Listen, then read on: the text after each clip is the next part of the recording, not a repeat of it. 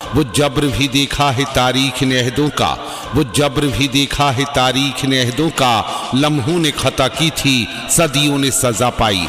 आपकी एक छोटी सी गलती आपको पछताने पर मजबूर कर सकती है, हाथ मलने पर मजबूर कर सकती है। इसलिए पछताने से पहले, हाथ मलने से पहले आपको समझदारी भरा फैसला करना होगा। चुनना होगा उसे जो नेक हो, कर्मठ हो, ईमानदार हो, सच्चा हो, वफादार हो, आपकी सेवा के लिए तैयार हो। तमाम जागरूक मतदाता भाई और बहनों, इस बार तैयारी कर लीजिए, क्योंकि सोच समझकर अपने मताधिकार का प्रयोग करते हुए आपको चाहिए एक ऐसा नेक, कर्मठ, ईमानदार और सच्चा समाज सेवक जो आपकी सेवा करे, आपको हक अधिकार दिलाए। तो इस बार के चुनाव में किसी के बहकावे में नहीं आना है और नए युग की शुरुआत करनी है।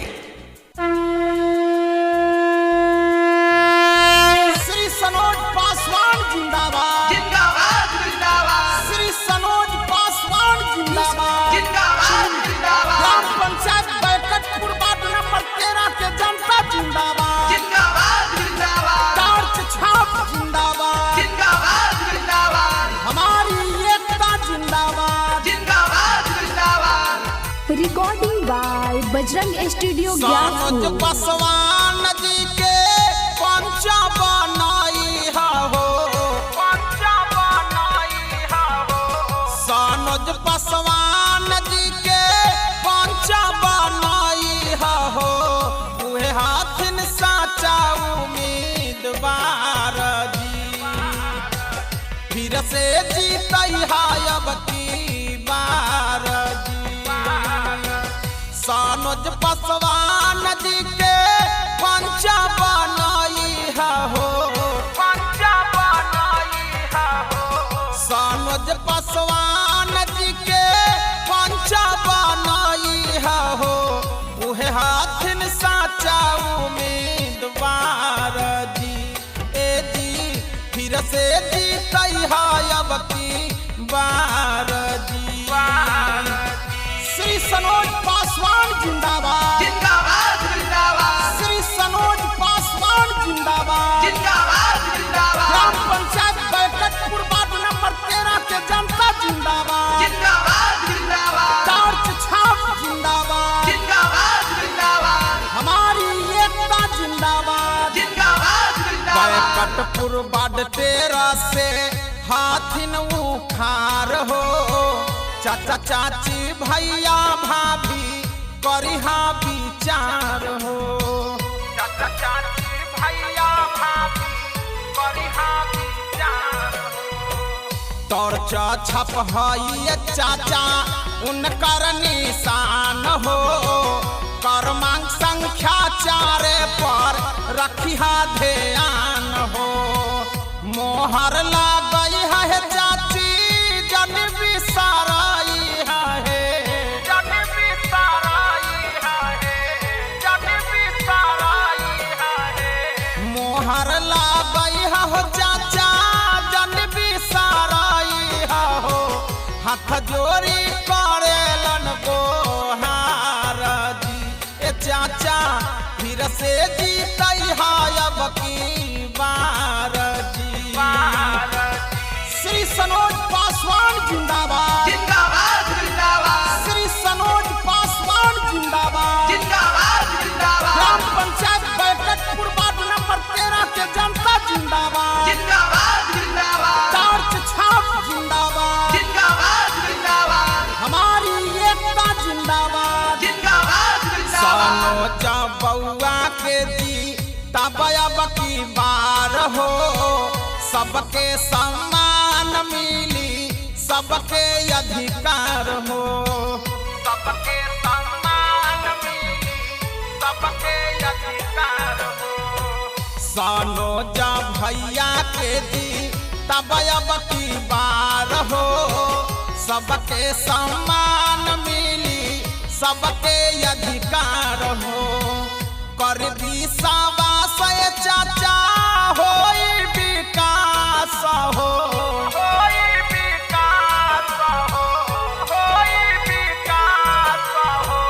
करी विश्वास चाचा होई विकास हो। मिलना ही ऐसा नहीं मांगा